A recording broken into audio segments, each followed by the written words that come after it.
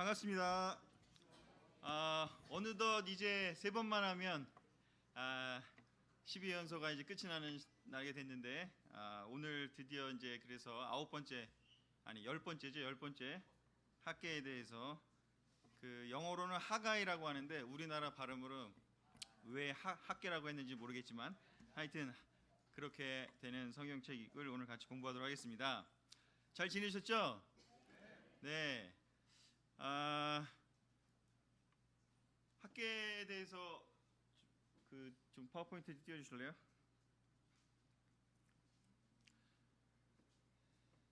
(12예언서는) 그 전체 예언서의 큰 틀 안에서 그냥 단지 12예언서만 있는 게 아니라 그 이사야, 예레미야, 에스겔 이 대예언서들하고 이렇게 연결이 되어 있는데 오늘 보게 될 부분은 이제 그 에스겔도 지나가서 이제 그 끝나고 그 포로기에서 돌아온 이후의 이야기입니다. 지난번 시간하고 벌써 시기적으로도 한 상당히 좀 흐른 시간이고 이제 돌아왔기 때문에 이제는 그 전에 했던 이야기들하고는 좀 다른 그런 이야기들이 될 것 같습니다. 그래서 먼저 배경을 좀 보고 그 다음에 들어가도록 하겠습니다.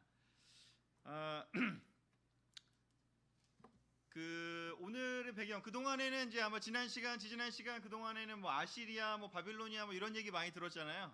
근데 이제 이번에는 이제 배경이 페르시아입니다. 페르시아. 벌써 이제 그 지난번 그 공부할 때 나왔던 그 스바냐 뭐 그다음에 나훔 이런 데서 하박국 이런 데서 바빌로니아가 이제 어마어마하게 이제 왕성하게 활동을 하고 결국에는 이제 유다까지 다 무너뜨리게 되는데 그 이후에 이제 페르시아가 또 등장을 하게 됩니다. 페르시아 지도를 잠깐 보면 어디냐면은 저렇게 되어 있습니다. 저 빨간 부분이 이제 바빌로니아였고 그 지금 저쪽이 좀 작게 나는데 페르시아가 바로 저 오른쪽에 그 중간에 이렇게 연두색으로 되어 있는 부분이고요. 그 쪽에 있다가 이제 저게 지금 커진 모양이고요. 원래는 좀 작았는데 저렇게 이제 커져서 나중에 저 빨간 곳까지 바빌로니아 지역까지 다 이제 차지하게 됩니다. 그래서 참 그 성경의 역사를 보면 참 세상의 권력은 참 무상하다, 그런 것을 기본적으로 우리가 알 수 있게 되는 것 같습니다. 어디 한 군데가 막 어마어마하게 이렇게 활동을 하지만 결국에는 이렇게 지속되지 않고 결국에는 이렇게 반복이 되고 또 다른 큰 세력에 의해서 이렇게 또 정복이 되는 걸 보게 되는데, 바로 이 학계, 스가랴, 말라기는 바로 이 페르시아 시대를 배경으로 하고 있고, 그 이후에 이제 그러면 말라기가 이제 구약의 마지막 책인데 그럼 그 이후에 마태복음의 시기까지는 또 어떤 일들이 있느냐? 그 다음에는 이제 그리스가 지배를 하게 됩니다. 그 유명한 알렉산더 대제가 아까 봤던 그 그림에서 왼쪽 상단에 있는 그리스에 있던 알렉산더 대제가 또 나머지 이쪽까지 다 또 차지하게 됩니다. 그리고 난 후에는 이제 로마가 또 등장하게 되고, 이제 로마가 BC 한 67년경에 이제 이 모든 중동의 패권을 다 차지하게 되는데, 그 상황에서 그리고 난 후에 이제 예수님께서 탄생을 하시게 되는 것입니다. 그래서 이제 그 페르시아 시대를 조금 이제 이해를 해야 되는데, 페르시아가 BC 540년에 유다가 멸망한 후에 약 한 40년 정도 지난 후에 바빌론을 멸망을 시키게 됩니다. 그리고 그 왕이 키루스 왕, 영어로는 이제 사이러스라고 되어 있는데 키루스, 우리 발음으로 또 키루스로 되어 있고요. 키루스 왕이 이제 조서를 꾸며서 이제 그 다 본국으로 돌아가라, 이제 그렇게 얘기하게 되겠죠. 그리고 난 후에 이제 키루스의 아들인 캄비세스라는 그 왕이 아들인데 통치를 좀 하다가 자기 형을 또 이제 권력 다툼을 하다가 이제 암살을 해요. 그렇게 하고 이제 암살을 했다고 생각을 했는데 하고 이제 그 어떤 세력을 더 키우고 있는데 알고 봤더니 형이 죽지 않은 거예요. 뭐 자객을 보냈던가 아마 그랬던 것 같은데 죽지 않아가지고 그 나중에 이제 형이 그 있다라는 걸 또 알게 된 후에 이제 자기가 스스로 목숨을 끊게 되는 일이 생기고, 그래서 이제 그 키루스 형 왕 그 가족은 이제 몰락을 하게 되고, 그 당시에 이제 한 장군 중에 한 명이었던 다리우스가 그 다음에 이제 다시 그 권력 다툼을 해서 싸움을 해서 이기게 돼서 다리우스까지 이제 가 새로운 왕조가 되고요. 그 다음에 다리우스의 아들이 그 우리가 좀 익숙할 수 있는 영화, 여러분 300 아시나요? 그 살라미존 해전, 그 그리스 그 스파르타하고 이제 싸우는 그 장면이잖아요. 거기에 이렇게 막 어마어마하게 이렇게 막 그 치장하고 있던 왕 기억나세요? 그 왕이 다리우스의 아들이에요. 그래서 이제 그렇게 이어집니다, 스토리가. 그래서 굉장히 친숙한 느낌을 하시는 거 보니까 그 느끼는 것 같은데, 그 영화를 이제 보시면 이제 그래서 그 페르시아의 느낌이 약간 그런 느낌이고, 제가 이제 그림을 잘 가져온 게 저 왼쪽에 상단에 있는 왕이 키루스 왕이고, 키루스 왕은 성경에서 중요한 역할을 하는데, 그 이스라엘 백성을 이렇게 본국으로 돌아가라고 얘기해 준, 바빌로니아가 끌고 온 사람들을 다시 돌아가도 된다, 돌아가서 성전을 지어라 라고 얘기해 주는 이제 그런 역할을 하기 때문에 이스라엘 백성 입장에서는 하나님께 쓰임 받은 사람으로 이제 보일 정도로 그런 존재가 되죠. 그리고 난 후에가 이제 오른쪽에가 이제 그 다리우스 왕 부조, 이것도 그 이렇게 벽에다가 여기다 이렇게 그림으로 남아 있는 현존하는 자료입니다. 그래서 저기 앉아 있는 게 이제 다리우스 왕이라고 하는데, 다리우스 왕 그러면은 이제 그 성경에서 다니엘서에서 기억나지 않아요? 네, 다니엘서에 보면은 이제 그 사자굴에 집어넣게 될 때 되게 안타까워하면서 다니엘아 어떡하지? 하면서 이렇게 내가 너를 집어넣어야 되지만 너무 안타깝구나 하면서 하나님이 너를 보호해주시기 원한다 라고 할 때 나오는 그 왕이 이제 다리우스 왕, 바로 이 왕이고요. 이 왕 얘기를 왜 하냐면 바로 여기 학개서 1장 1절과 2장 10절에 나오는 왕이 바로 이 다리우스 왕이기 때문이죠. 그래서 이 정도의 좀 백그라운드를 조금 가지고 이 시기를 이해를 했으면 좋겠습니다. 페르시아 다리우스 왕 2년 6월 1일에 학개가 이제 드디어 하나님 말씀을 받게 되고 그걸 전하게 됩니다. 그리고 난 후에 이제 그 3개월 후에 9월 24일 날 또 한 번 말씀을 전하면서 학개는 정말 짧게 예언하고 끝나요. 3개월밖에 예언을 안 해요. 3개월밖에 활동을 안 해요. 여러분도 3개월 정도면 어떻게 예언자 하실 수 있지 않을까요? 사실 그 읽어보면은 옛 성전을 기억하는 사람 이런 표현이 나오는데, 학개는 옛 성전을 기억했던 좀 연세가 있으신 장로급, 이제 유대인들의 전승에 의하면 장로급 그 예언자였다 이렇게 이제 표현이 되고, 동시대 활동했던 젊은 그 이벤젤리스트 같은 그러한 열정적인, 우리 태경이나 명윤이 같은 열정적인 그러한 예언자가 있었는데, 그게 누구냐면 다음에 배울 스가랴라고 합니다. 그래서 이렇게 나이가 좀 있으신 학개와 또 젊은 스가랴가 함께 그 시대에 일을 하면서 성전을 다시 세우고 무너졌던 공동체를 다시 세우게 되는 중요한 그런 일을 하게 되는 게 바로 이 학개와 스가랴 시대의 좀 백그라운드입니다. 좀 이제 도움이 되시나요? 그림이 그려지시나요? 네. 그래서 이런 그 백그라운드가 있고, 그 학개의 이름은 페스티벌, 축제라고 되어 있는데, 뭐 의미를 부여할 수도 있고 뭐 큰 의미가 없다고 볼 수도 있겠는데, 어찌됐건 다시 돌아와서 하나님 그 나라에 새로운 성전을 짓고 그 성전을 새롭게 건축하는 그런 것이 축제와 같은 의미로 본다면 의미가 있지 않을까 싶습니다. 그래서 이러한 백그라운드 하에서 오늘 같이 보려고 하고요. 학개에서는 이제 신약으로 말하면, 그리고 또 이제 성경에는 여러 가지 주제들이 있을 수 있는데, 그 주제 중에 좀 이렇게 중요한 주제 중에 여러 주제 중에 바로 그 교회에 대한 주제, 우리로 따지면, 왜냐하면 그 당시에는 성전에 대한 이야기, 우리로 따지면 교회에 대한 이야기라고 할 수 있는 그 공동체에 대한 이야기를 하는데, 그래서 이 크게 보면 저는 제가 그냥 정리했을 때 2장밖에 안 되고 되게 짧잖아요. 그 안에 세 가지의 어떤 질문이 있다라고 저는 생각을 합니다. 첫 번째, 성전 건축이라는 것이 도대체 이들한테 학개에서의 주제가 성전 건축인데, 성전 건축이라는 게 그럼 우리한테는 어떤 의미가 있을까? 그리고 성전 건축은 왜 그 지지부진했나? 기록에 보면은 거의 뭐 한 16년 정도 동안 지지부진한 상태로 있었다고 합니다.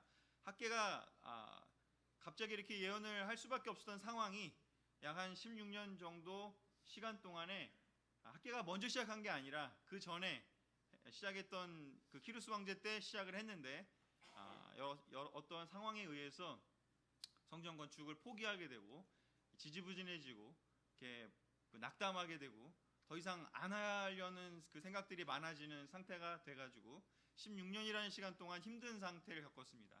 그리고 나서 다시 학개가 이러면 안 되겠다, 그러한 그 메시지를 하나님께 듣고 그 선포하게 되고 그 뒤에서 스가랴가 이어받아서 그것을 더 강조를 하게 되고, 그리고 또 그 당시에 이제 공교롭게도 에스라도 2차 귀환을 하게 되고 또 느헤미야도 귀환을 하게 되고 하면서 그렇게 이제 성전 건축이 완성을 하게 되는 그런 길로 가게 됩니다.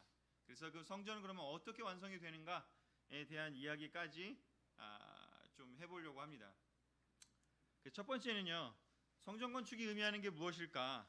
바로 성전 건축은, 학계에서 얘기하는 성전 건축은 우리로 따지고 보면 바로 믿음의 공동체를 세우는 것을 의미합니다.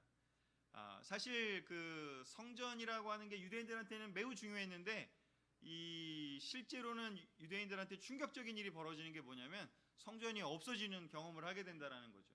포로로 끌려가면서 성전이 다 파괴되고 다윗이 세워놨던 그 성전이 영원할 것 같았는데 다 파괴가 돼요. 그래서 그들한테는 약간 정말 엄청난 충격. 하나님이 성전에 계신다고 그들은 믿었는데 그렇지, 이제 그럼 우리는 하나님 떠나신 건가? 하나님 우리를 이제 버리신 건가? 그런 생각을 할 수밖에 없었던 상황이었던 거죠. 그때 이제 에스겔서가 의미가 있습니다. 사실 그래서 요 학계서와 그 전의 책들 사이에를 우리가 이해하려면 에스겔을 사실은 공부를 해야 돼요. 왜냐하면 에스겔은 포로로 끌려간 상태에서 그 시대에 그 끌려간 그 바빌로니아 그 끌려간 공동체에서 세워진 예언자거든요. 그래서 거기서 환상을 보게 되면서 하나님이 거기에 그들과 함께 한다는 이야기를 또 전파를 그곳에서 합니다. 그래서 하나님이 성전에만 계신 분이 아니구나 하는 생각을 드디어 하게 되는 게 바로 에스겔 때문이고, 또 그 바빌론 포로로 끌려가서도 하나님이 성전에 그냥 계신 분은 아니, 우리는 이미 알고 있었지만 그들의 입장에서는 이렇게 어디 공간, 이렇게 어떤 성소, 성막, 성전 이런 곳에 계신다고 생각했거든요, 그들은. 근데 그런 분이 아니구나 라는 것을 이제 알게 되는 거죠. 그리고 이제 돌아오게 되면서도 이 성전을 다시 세우지만 예전과 같은 그런 의미에 있어서 이 성전이 오로지 성전이 하나님이 여기만 계신 것은 아니다 라는 개념을 갖고 있지만, 그럼에도 불구하고 이 공동체를 세우는 의미에 있어서 우리가 내용과 형식 뭐 이렇게 얘기한다면, 성전은 어떻게 보면 우리가 모임을 하는 이런 장소기도 하고 형식이기도 하고 그런 것들이잖아요. 근데 그 마음만 중요하고 내용만 중요하고 막 그런 게 아니라 이 형식들, 그리고 이 존재하는 이런 어떤 모임들, 이런 양식들, 그런 것들이 또 너무 중요하다라는 것을 또 의미하게 됩니다. 그래서 학개서 1장 2절과 4절과 8절의 첫 부분만 제가 적어왔는데 같이 읽어보도록 하겠습니다. 시작. 전능한 나 여호와가 말한다. 이 백성들이 내 성전은 황폐한 채로 있는데 너희는 호화주택에 살고 있느냐? 너희는 산에 올라가서 목재를 가져다가 성전을 건축하라. 그러면 내가 그것으로 기뻐하고 영광을 얻을 것이다. 이것은 나 여호와의 말이다. 아멘. 16년 동안 성전을 건축을 못하고 있었습니다. 그때 하나님께서 학개에게 이야기합니다. 왜 멈춰 있냐고. 그랬더니 백성들이 하는 이야기가 아직 때가 되지 않았다고. 그럼 때가 되지 않았으면 그 16년 동안 그럼 뭘 하고 있었느냐? 하나님이 지적하는 건 그겁니다.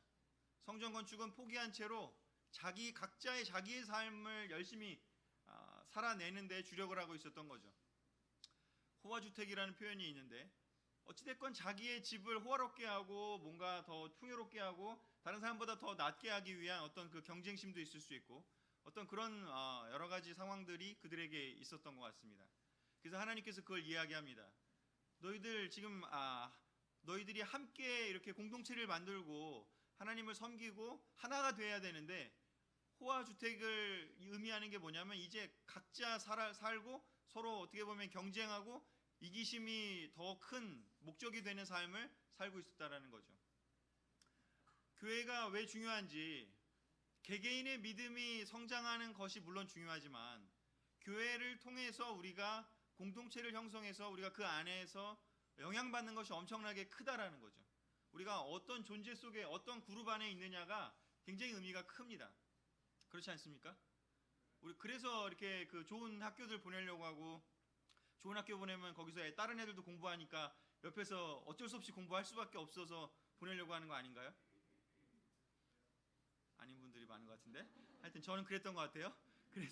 그래서 어찌됐건 좋은 환경을 만들기 위해서 사실 그 환경의 중요성은 굉장히 뭐 동서양을 막론하고 우리 그 속담에도 맹모 삼천지교다에서 그 어머니들이 그렇게 그 자녀의 환경을 만들기 위해서 그리고 여러분들도 자녀들을 학원을 그렇게 보내려는 이유도 학원을 가면 그렇게 어찌됐건 공부를 할 거라는 그런 기대를 가지기 때문이 아니겠습니까? 또 우리가 좋은 회사를 왜 들어가려고 할까요? 좋은 회사를 들어가면 내 개인의 능력이 좀 뭔가 부족해도 그 공동체 때문에 보호받는 것들이 있기 때문에 들어가려고 하지 않습니까? 작은 공동체에 들어가거나 힘이 약한 공동체에 들어가고 능력이 없는 공동체에 가게 되면 내가 할 일이 많아지고 나 스스로 지켜야 되고 막 이런 생각들이 들 수밖에 없으니까요. 바로 이 지금 이스라엘 상황이 포로로 끌려가서 다시 돌아왔을 때는 사실은 그 땅에는 저기 아시리아 때 저쪽 딴 동네에서 갖다가 이렇게 심어놓은 사람들이 이미 벌써 그 많은 자리를 차지하고 있고 벌써 이렇게 공동체를 형성할 수 없는 이렇게 온갖 여러 종류의 사람들이 있어가지고 막 갈등이 막 심한 그런 상황이었죠. 하나로 뭉치고 만들고 한 마음이 되고 그렇게 살아가기는 너무 어려운 환경이었던 겁니다. 처음에는 지도자가 처음에 왔을 때 이렇게 뭔가 해보려고 노력을 했는데 반대가 있으니까 그런 것들을 다 포기하고 아우 나라도 잘 살자 공동체는 나중에 생각하자 라고 이야기를 하면서 아마 그 사람들이 좀 마음이 흐트러졌던 것 같습니다. 근데 하나님이 이야기합니다. 지금 너희들이 지금 성전 건축을 할 때가 되지 않았다고 말하는 것은 지금 잘못된 이야기라고. 지금 당장 성전을 건축하는 것에 포커스하라고 이야기를 합니다. 우리의 공동체가 올바로 세워져야 우리의 개인적인 삶에 있어의 영성도 우리 하나님과의 관계도 올바로 세워질 수 있다라는 거죠. 그래서 우리가 지금 바이블톡이 있고 또 교회가 있고 또 우리의 이 모임들이 있지 않습니까? 우리가 이렇게 이 교회의 책임, 공동체의 책임, 바이블톡의 책임이 가정의 책임이 우리 모두에게 존재하고 있습니다. 그냥 나만 괜찮다가 아니라 우리 옆에 사람을 늘 돌봐야 된다라는 거죠. 그런 의미에서 제가 뭐 지난주도 얘기했지만 내가 조금 힘들더라도 이렇게 다른 그룹의 사람들 중에 누가 뭐 힘들다 그러면 그들을 도우려는 생각, 공동체를 이렇게 보호하려는 생각들을 갖는 것은 매우 중요합니다. 예수님이 그래서 서로가 서로를 도우라고 서로 사랑하는 공동체를 만들라고 이야기한 거죠. 그냥 늘 나만 어떻게 하면 잘 지낼까, 내가 어떻게 하면 성장할까, 거기에만 포커스하는 것은 성경이 이야기하는 공동체와는 다르다는 거죠. 그 어떤 상황에서든지 간에 이렇게 다른 사람을 세우고 그 공동체를 세우려는 생각, 교회를 세우고 성전을 세우려는 그 생각을 그 정신을 잃어버리지 않도록 이야기하는 것이 바로 이 학계의 정신입니다. 에베소서 2장 20절 22절에 바로 신약에서는 이 교회에 대한 성전에 대한 것을 이렇게 얘기하고 있죠. 뭐 다 성경공부할 때 보셨던 부분이긴 하겠지만 같이 한번 읽어보도록 하겠습니다. 여러분은 시작. 여러분은 사도들과 예언자들이 놓은 기초 위에 그 머릿돌이 되셨습니다. 머릿돌이 되신 그리스도 예수님 안에서 건물 전체가 서로 연결되어 점점 거룩한 성전이 되어가고 여러분도 성전 안에서 하나님이 계실 집이 되기 위해 그리스도 안에서 함께 지어져 가고 있습니다. 아멘. 구약에서는 그 성전이 그리고 성전이 나중에 이제 회당이 되고 나중에 이제 신약에 오면은 바로 이런 교회로 예수님은 이야기를 합니다. 예수님은 성전에만 존재하지 않습니다. 그런데 성전을 필요로 합니다. 성전이 필요로 한 거는 하나님이 필요한 게 아니라 우리가 필요한 겁니다. 교회가 왜 필요한가? 우리가 필요합니다. 우리가 이렇게 함께 있을 수 있기 때문에 그 삼겹줄이라고 표현하는 전도서에 말하는 것처럼 내가 조금 힘들 때 다른 사람이 조금 더 우리를 도울 수 있고 더 힘이 좀 있는 사람이 도울 수 있고 또 내가 좀 힘이 있으면은 또 힘이 약한 사람을 도울 수 있고 서로를 돕는 그런 공동체가 되기를 원한 거죠. 여기 계신 한 분 한 분이 바로 이 학개서에서 이야기하는 성전이 바로 의미하는 그런 분들입니다. 신약에서는 성전이 어떤 건물을 이야기하지 않습니다. 구약에서는 건물이었다면 신약에서의 성전은 누구냐면 다 아시잖아요. 바로 우리 여기에 있는 한 분 한 분이에요. 그래서 그 학개서를 볼 때 구약을 볼 때 성전 딱 이렇게 보면은요, 내 얘기하는구나, 이거 나를 얘기하는 거구나, 교회를 얘기하는 거구나, 이렇게 얘기하면 됩니다. 우리 여기에 나온 것처럼 우리 모두가 다 한 명 한 명이 거룩한 성전이 되어가고 있고 우리도 성령 안에서 하나님이 계실 집이 되기 위해서 지어져 가고 있다고 합니다. 우리가 세례 받을 때부터 하나님 나라 갈 때까지 우리는 계속해서 이렇게 하나님이 계실 수 있는 집으로서 우리는 성장해 가고 있는 것입니다. 옆에 있는 한 분 한 분이 벽돌이라고 생각한다면 중간에 이렇게 벽돌이 비면 바람도 들어오고 또 물도 들어오고 또 뭔가 이렇게 벌레도 들어올 수 있고 위험하지 않습니까?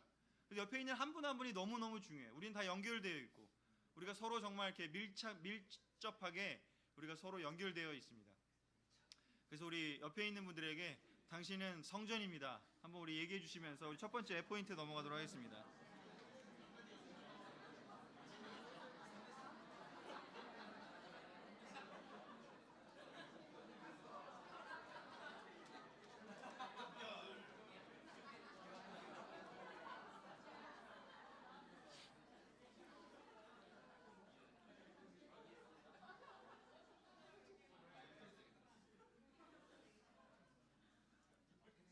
이 성전은 거룩한 성전이라고 표현되어 있습니다. 하나님이 왜 학개소를 통해서 성전을 지으라고 하냐면 그 거룩한 마음, 영적인 마음이 사라진 세상적인 마음이 드는 그 한 명 한 명의 마음을 바꾸고 싶어서. 하지만 구약 시대였기 때문에 그들은 아직은 바로 이 교회 개념도 없고 아직은 그 신약의 개념을 이해할 수 없는 시대였기 때문에 그 성전이라는 눈에 보이는 것을 통해서 이야기할 수밖에 없었다라는 거죠. 하지만 정말로 하나님이 원했던 건 그 공동체 한 명 한 명이 세상적인 마음으로 뿔뿔이 흩어져서 모래알처럼 되지 않고 각자가 정말 세상적인 마음이 아니라 영적인 마음을 갖고 한 군데 모여서 서로 도우면서 예배하면서 세상과 싸우면서 살아갈 수 있기를 원했더라는 것이죠. 그래서 그 마음을 잘 기억하시고 여기에 있는 한 분 한 분도 우리가 세상적인 마음으로 서로 떨어지지 않을 수 있도록 서로 이렇게 연결돼 가지고 늘 서로 권면하고 서로 돕는 그런 관계가 되었으면 좋겠습니다. 두 번째는요. 그런데 문제가 아까 설명했던 것처럼 이 성전을 다시 세우려고 했더니 방해하는 세력들이 있었습니다. 에스라 4장 4절을 제가 적어왔는데 같이 읽어보도록 하겠습니다. 그때부터 시작. 그때부터 그 땅에 살고 있던 사람들이 유다 사람들을 괴롭히고 성전 공사를 방해하며 페르시아 정부 관리들을 뇌물로 매수하여 그들의 계획을 좌절시켰다. 이런 일은 키루스 황제가 통치하던 시대부터 다리우스 황제가 통치할 때까지 계속되었다. 이 학개와 스가랴 여기를 이해하려면 이 에스라와 느헤미야를 반드시 읽어야 됩니다. 이게 백그라운드가 바로 연결되어 있기 때문에 앞에서 봤던 다른 선지서들은 열왕기상 하나, 역대상 하나 이쪽을 많이 연결을 봐야 된다면 바로 이 학개, 스가랴, 말라기는 에스라, 느헤미야를 꼭 같이 봐야 그 당시 상황을 알 수가 있습니다. 여기 그때부터 살고 있던 사람들이 유다 사람들을 괴롭히고 성전을 못 짓게 이렇게 했다고 합니다. 그들이 똘똘 뭉치면 자기들의 힘이 약해지고 하는 문제가 있다라고 해서 이들이 싸우게 됩니다. 그렇게 하는 것이 바로 어떤 백그라운드적인 측면이고 그 느헤미야 4장 1절에서 3절에도 그런 비슷한 표현이 있는데 제가 그냥 읽어드리겠습니다. 산발랏은 우리가 성벽을 재건하고 있다는 말을 듣고 아주 격분하여 우리를 모욕하고 조롱하며 자기 친구들과 사마리아 군인들 앞에서 이렇게 말하였다. 이 연약한 유대인들이 지금 하고 있는 일이 무엇인가? 성을 재건하려는가? 제사를 드릴 작정인가? 하루에 공사를 끝마칠 셈인가? 다 타버린 잿더미 속에서 돌을 끄집어내어 다시 사용하겠다는 말인가? 그때 곁에 서 있던 암몬 사람 도비야가 저들이 건축하는 것은 여우가 올라가도 무너질 것이다 하고 맞장구를 쳤다. 자, 여기 나오는 이 괴롭히는 사람들의 대표적인 사람이 산발랏과 도비야라고 지금 이 느헤미야에서는 표현하고 있습니다. 이들의 표현이 뭐냐면 그 유대인들이 하는 유대인들에 대해서 이렇게 하는 겁니다. 아니 니네가 무슨 성전을 건축할 수 있어? 니네가 무슨 능력이 있어? 연약해 빠져가지고 니네가 뭐 할 수 있겠어? 하면서 조롱하고 비난하고 너 죄 많잖아, 너 능력 없잖아, 너 약하잖아 그렇게 이야기를 합니다. 그리고 너희들이 지어놓은 건 여우가 올라와도 무너질 거야. 야 조금 더 해봤는데 그거 되겠어? 아이고 보잘것없어 라고 하는 이야기를 한다라는 거죠. 그리고 이제 외부적으로는 페르시아 정부들을 또 뇌물로 매수해서 그들을 실질적으로 아무것도 못하도록 막는다라는 거죠.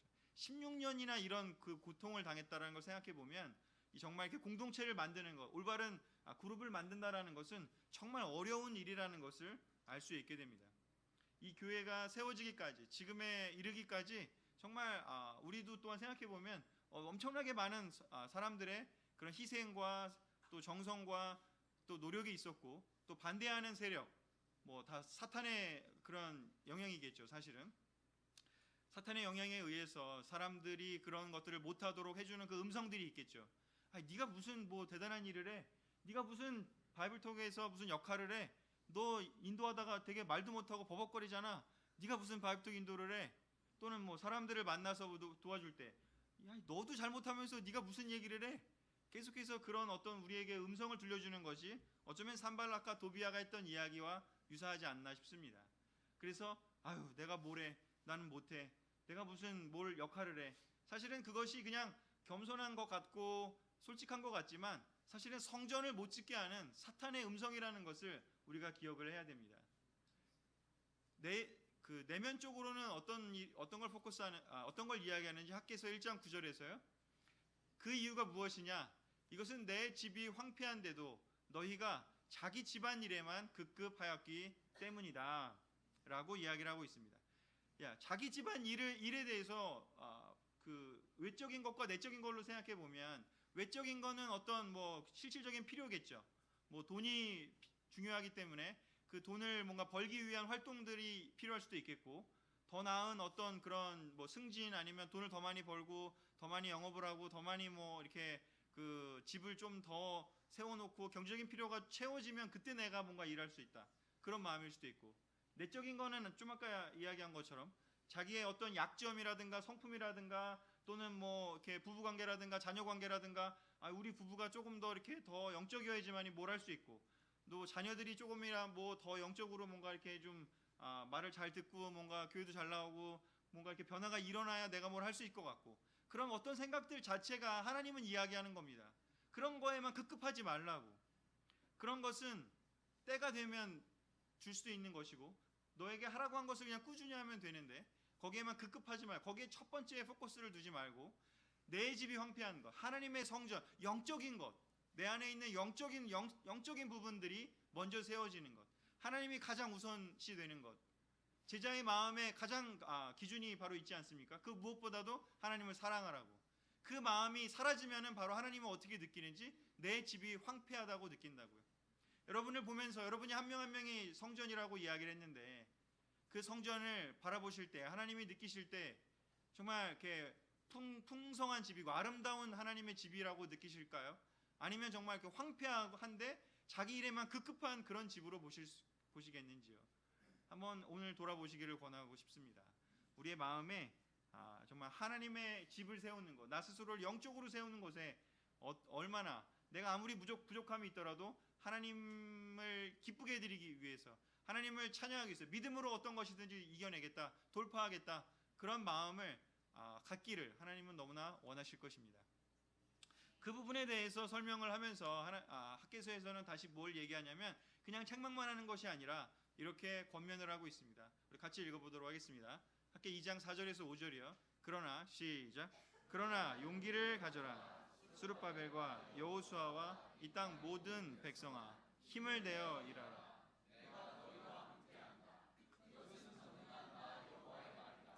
너희가 이집트에서 나올 때 내가 지금도 너희와 함께한다. 그러므로 너희는 두려워하지 말아라. 아멘. 너희 집안 일에만 급급하지 말라고 이야기를 하면서 학개를 통해서 하나님은 그 백성들에게 이야기를 합니다. 용기를 내라고.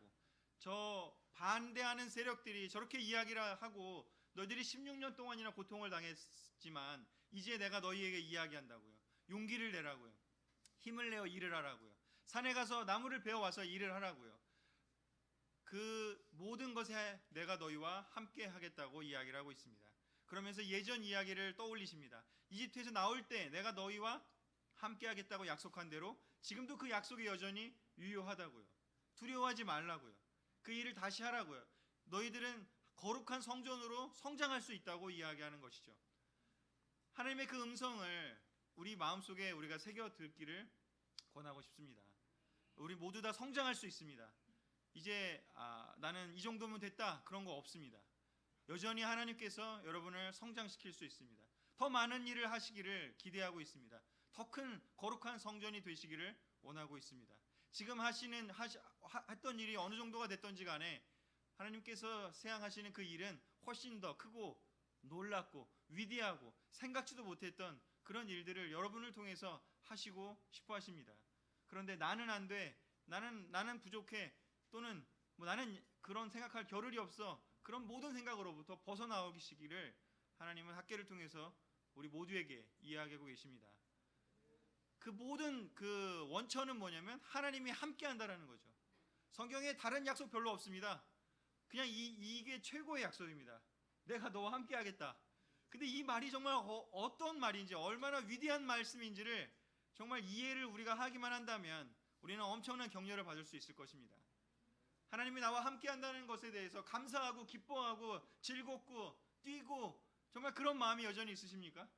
분명히 우리가 성경 공부하고 세례 받을 때 그런 마음들을 모두 다 가졌을 것입니다. 아무것도 그때 바뀐 거 없었어요. 근데 그때 우리가 우와, 내가 다시 시작할 수 있다니, 우와, 내가 새로운 예수님의 제자가 될 수 있다니, 그때 그 모습은 지금의 모습과 비교하면 아주 미성숙하고 문제가 많은, 그리고 부족한 게 많았을 것 같아요. 하지만 그때의 그 우리의 마음은 바로 이 하나님이 나와 함께 한다는 것에 대한 올바른 응답을 했기 때문에 그 파워가, 그 기쁨이 왔다라는 거죠. 그러나 지금은 이 하나님이 우리와 함께 한다는 이야기가 여러분에게 예전만큼 아니면 그 이상의 그런 흥분과 기쁨과 감사가 있는지 한번 돌아보시기를 권하고 싶습니다. 느헤미야 4장 14절에 또한 느헤미야를 통해서도 하나님께서 이야기를 하십니다. 같이 읽어보겠습니다. 나는 상황을 살핀 후에 백성들이 두려워하는 것을 보고 지도자들과 백성들에게 이렇게 말하였다. 여러분은 적을 무서워하지 말고 두렵고 위대하신 여호와를 생각하며 여러분의 형제와 자녀와 아내와 가정을 위해 용감히 싸우십시오. 아멘. 또 한 명의 위대한 지도자인 느헤미야를 통해서 하나님은 이야기하십니다. 적을 무서워하지 말라고. 적에 대해 자꾸 분석하고 그 문제, 적을 이제 문제로 본다면 그 문제를 자꾸 분석하고 그 문제에 대해서 막 두려워하고 문제가 너무 커 보이고 그런 거 생각하지 말고 뭘 생각하라고요? 두렵고 위대하신 하나님 여호와를 생각하라고 이야기를 합니다. 문제의 비결은, 모든 문제를 해결하는 비결은 문제의 비결이 아니라, 문제를 해결하는 비결은 문제 자체가 아니라 그것보다 훨씬 더 크신 두렵고 위대하신 하나님 여호와를 우리가 깊이 묵상하는 것임을 이야기하고 있습니다. 지금 각자 가지고 계신 개인적인 문제, 부부에 관한 문제, 또 자녀와의 문제, 회사의 문제, 뭐 경제적인 문제, 아니면 뭐 육체적인 문제, 무슨 문제가 됐던지 간에 우리가 위대하고 두려우신 진정한 우리의 주인 되신 하나님에 대해서 우리가 깊게 묵상을 하고 그분의 성품과 그분의 약속을 우리가 깊게 생각하는 것이 우리의 모든 문제의 해결의 시작이라는 것을 확신하시기를 권하고 싶습니다. 그리고 또한 이야기합니다. 여러분의 형제와 자녀와 아내와 가정을 위해 용감히 싸우라고요. 여러분 자신을 위해 싸우라고 하지 않습니다. 우리 자신은 사실 이미 구원받았기 때문에 우리는 이미, 오늘 가족 모임이니까 우리는 모두 언제 죽어도 상관없는 사람들 아닙니까? 사실 우리는 이렇게 추가된 삶을 사는 사람 아닙니까? 우리가 누구를 위해 살아야 되는지, 형제와 자녀와 아내와 가정과 다른 사람들, 공동체의 다른 사람들을 위해서 살아야 됩니다.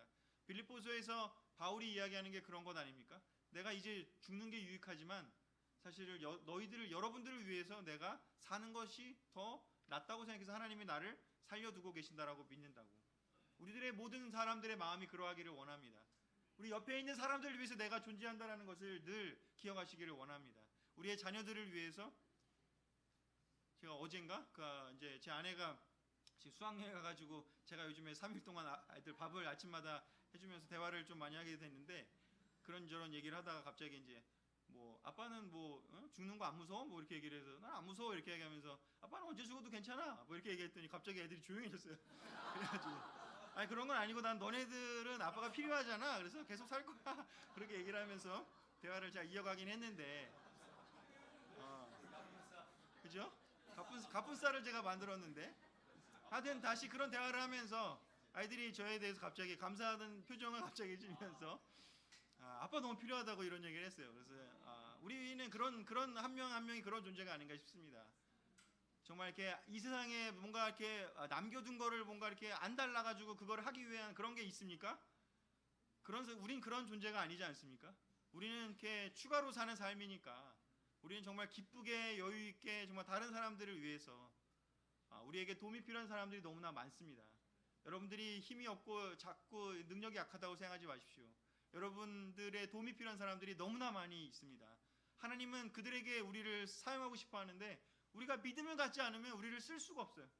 하나님의 그 딜레마를 우리가 해결해 드리기를 권하고 싶습니다. 여러분의 형제와 자녀와 아내와 가정을 위해서 교회를 위해서 용감히 싸워주시기를 부탁드리고 싶습니다. 아멘. 마지막이요. 하나님이 성전을 세우신다. 우리 학개서 2장 6절에서 9절 같이 읽어보도록 하겠습니다. 조금 후에 시작.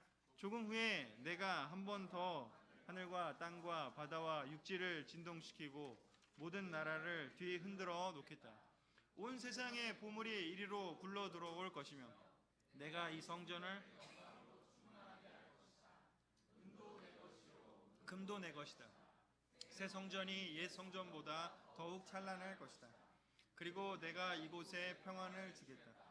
이것은 전능한 나 여호와의 말이다. 아멘. 학개서 2장에서 이렇게 이야기합니다. 성전을 지어라. 열심히 용기를 내서 지어라. 그렇게 하면서 하나님 이야기합니다. 내가 하늘과 땅과 육지와 모든 것들을 다 흔들어 가지고 이상의 보물이 다 이 성전으로 굴러 들어오게 할 거라고. 그래서 그 성전이 훨씬 더 찬란할 거라고 이야기를 했습니다. 그 이야기는 무엇입니까? 성전을 짓는 주인이 바로 하나님이라고 이야기를 합니다. 성전을 너희들이 짓는 게 아니라 바로 내가 짓는 것이, 그리고 내가 그렇게 다 이 성전을 영광스럽게 할 거라고 이야기를 합니다. 성전의 주인이 성전을 세우시고 만드시는 분, 교회를 세우시고 믿음의 공동체를 세우시는 분은 바로 하나님이십니다. 혹시라도 우리가 옆에 있는 한 명 한 명의 성전이라고 했는데 저 성전이 지금 성장해야 되는데 지금 멈춰있네? 혹시 이런 생각을 하신 적 있습니까? 걱정하지 마십시오. 그 성전은 다 하나님이 세우십니다. 이 성전 다 하나님이 세우실 것입니다. 걱정하지 마십시오. 로마서 14장에도 이야기를 하고 있습니다. 모든 사람의 주인이 바로 하나님이기 때문에 하나님이 그를 세우시든지 쓰러뜨리든지 하나님이 알아서 하실 거라고요. 하나님이 주인이십니다. 그럼 우리는 무엇을 해야 됩니까? 우리는 사랑하는 것만 해야 됩니다. 주위에 있는 사람에게 관심을 보여주는 것이 우리가 할 일입니다. 옆에 있는 사람을 성장시키는 게 내 목적이 아닙니다. 우리는 늘 관심을 가지고 사랑하고 권면하고 내가 할 수 있는 최선의 그 예수님께 받은 사랑을, 감사를 우리가 나누는 것이 중요하고 물어봐 주는 게 중요합니다. 성장하는 것은 그 하나님이 그 사람과 관계 속에서 해내실 것입니다. 이 이야기는 무엇입니까? 성전 안으로 하나님이 온 세상의 보물을 굴러 들어오게 할 거라고요. 너무나 놀라운 것은 아무나 크리스찬이 될 수 없다라는 것이 이 성경의 진리이고 우리 삶의 진리라는 생각을 합니다. 너무나 많은 사람들이 성경 공부를 했지만 크리스찬이 정말 그 성경 공부를 끝내고 제자가 된다라는 것은, 세례받고 제자가 되는 것은 정말 어마어마한 어려운 일 아닙니까? 저는 그런 것들을 생각해 볼 때 여기에 있는 한 분 한 분이 지금은 벌써 지금 그 굴러 들어오셔가지고 성전이 되셔서 별로 지금 느낌이 없으실지 모르지만 하나님이 다 여러분들을 불러서 이렇게 저기 어디야 전라도 화순에서 또는 뭐 부산에서 아니면은 뭐 저 서울에서 또 제가 몇 명 생각나는 사람들이 지금 이게 지금 그 지역이 생각나는 사람 얘기하는데 지금 막 제주도도 있나요? 아무튼간에 이렇게 불러들여 갖고 지금 여기에 우리가 모인 거 아닙니까? 성전에 이렇게 불러들여서 모아주신다는 표현은요, 하나님이 무슨 뭐 금을 좋아하시겠습니까? 루비를 좋아하시겠습니까? 사파이어를 좋아하시겠습니까? 하나님이 그 얘기하는 보물은 한 명 한 명의 영혼이라고 저는 생각합니다. 그 영혼이 바로 여러분들입니다. 여러분들이 바로 보물입니다. 온 세상의 보물이 여기에 굴러 들어오게 하신 분이 하나님입니다. 그래서 이 교회가 특별하다는 겁니다. 그래서 저는 이 공동체가 너무나 아름답고 소중하다고 생각합니다. 하나님이 불러온 사람들만이 이 공동체에 들어올 수 있으니까요. 그냥 자기 마음대로 내가 선택하는 그런 게 아니라 하나님이 불러주시지 않으면, 하나님이 허락하시지 않으면 사람이 회개할 수 없다고 하지 않습니까? 그 영적인 것을 이해하려면 오직 하나님의 영만이 가능하다고 이야기를 합니다. 여러분이 세례받았다는 것만으로도 하나님의 영이 여러분들에게 임재했고 여러분들이 그 영을 받아들였다는 뜻이라는 거죠. 우리 옆에 있는 분들을 다시 한번 보면서 보시면 좋을 것 같습니다. 여러분은 보물입니다. 당신은 보물입니다. 그 이야기를 우리가 해야 됩니다.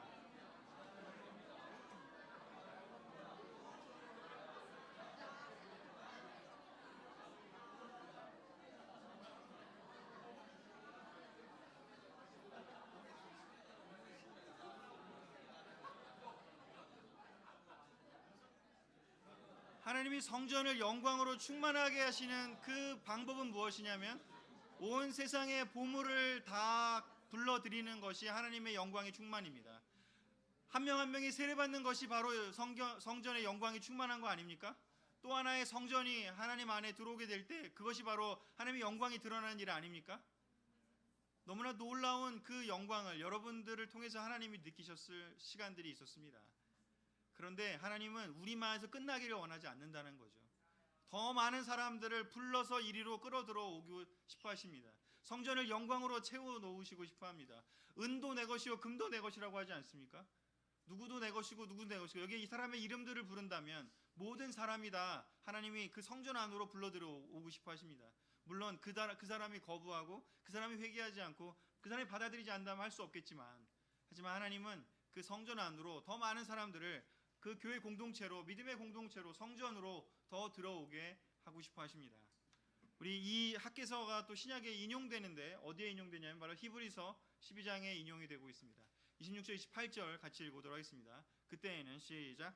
그때에는 그분의 음성으로 땅을 뒤흔들었지만 이런 약속을 하셨습니다. 내가 한 번 더 땅뿐만 아니라 하늘까지 뒤흔들어 놓겠다. 그런데 한 번 더라는 말씀은 흔들리지 않는 것들을 그대로 남기기 위해서 흔들리는 것들, 곧 창조된 것들을 모두 없애버리는 것을 가리킵니다. 우리는 흔들리지 않는 나라를 받았으니 감사하며 경건하고 두려운 마음으로 하나님을 섬겨 그분을 기쁘게 해 드립시다. 아멘. 학개서를 인용을 하지만 히브리서 기자는 그것을 더 영적으로 그리고 더 궁극적인 그 마지막 시대까지의 의미로 확장을 해서 설명하고 있습니다.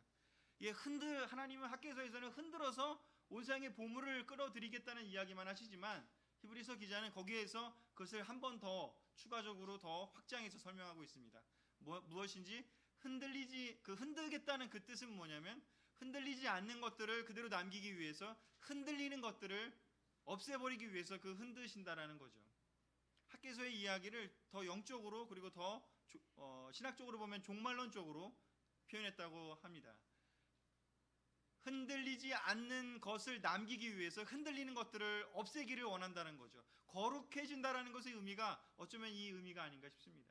우리 마음속에서 이렇게 흔들리고 순간적이고 이 세상적인 것들을 다 없애버리시기를 하나님은 원하십니다. 우리가 거룩해지는 것이 바로 그런 것 아니겠습니까? 그러기 위해서 우리를 흔드신다라고 히브리서 기자는 이야기를 합니다. 여러분들 우리가 때때로 제자 삶을 살지만 너무 흔들리는 것 같아 막 이런 느낌을 받는 시간들을 거쳐오셨지 않습니까? 이번엔 좀 진도가 좀 센데? 이러면서 느끼는 때도 있고 요건 좀 살짝 약하네? 이럴 수도 있고 크고 작은 강도의 우리 삶에 많은 어떤 그 흔들림들이 있습니다.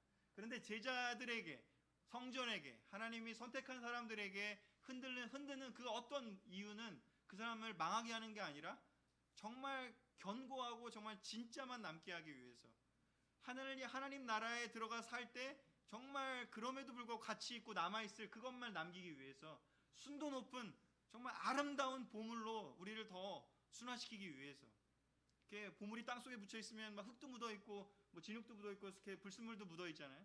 하지만 그것들을 다 떼내고 정말 깨끗한 정말 순수한 그런 거룩하고 아름답고 영적인 그런 존재로 하기 위해서는 재련의 과정, 정련의 과정을 거치는 것처럼 우리에게 바로 그런 시간들이 존재한다고 히브리서 기자는 이 학개서를 인용하면서 우리에게 추가적으로 설명하고 있습니다.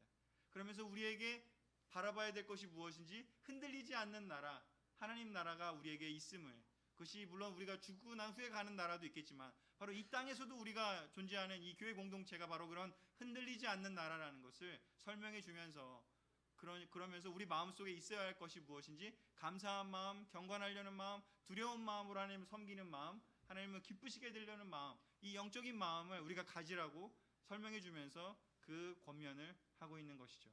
바로 이 흔들리지 않는 나라 누가 시작했는지 바로 하나님이 시작하셨고 또 예수님이 알려주시고 계십니다. 마지막 구절입니다. 우리 마태복음 16장 17절 18절 읽으면서 마무리하도록 하겠습니다. 그래서 시작. 그래서 예수님이 베드로에게 말씀하셨다. 요나의 아들 시몬아, 너는 행복한 사람이다. 이것을 너에게 알리신 분은 사람이 아니라 하늘에 계시는 내 아버지이시다. 너는 베드로이다. 내가 이 반석 위에 내 교회를 세우겠다. 지옥의 권세가 이기지. 아멘. 예수님이 베드로에게 이야기합니다. 예수님이 제자에게 이야기합니다. 베드로를 대표로 하는 제자 한 명 한 명을 모두의 대표자로 봤을 때 바로 예수님이 이야기를 합니다. 너는 정말 행복한 사람이라고. 너는 교회 공동체에 들어올 수 있었기 때문에, 예수님의 몸에 들어올 수 있었기 때문에 너는 정말 행복한 사람이라고.